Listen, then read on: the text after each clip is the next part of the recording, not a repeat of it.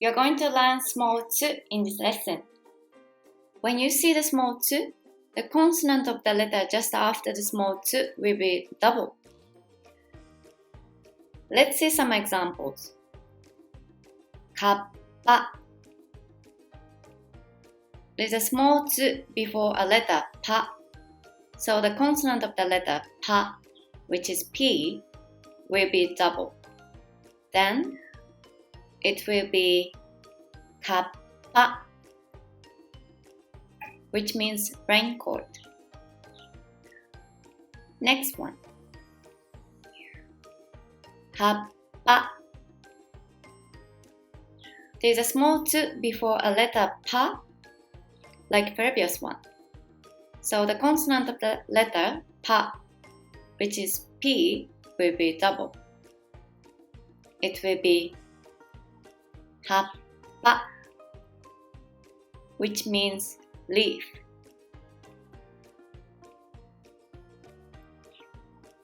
The last one.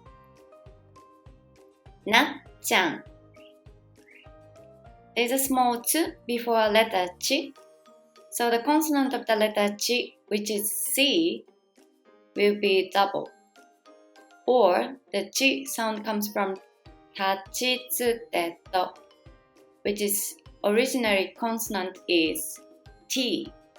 So you can add T before C. Anyway, the sound will be the same. Na-chan. This is my nickname, by the way. If you are a girl, we often call the first letter or two of your name plus chan. And if you're a boy, we often call you your name plus kun. These chan and kun are to respect the person and also in a friendly way to call somebody your friend. This is to know a small tip of our culture. So now you know how to read when you see small tsu. In the next lesson, you will learn how to read ha and he in different ways. See you in the next lesson!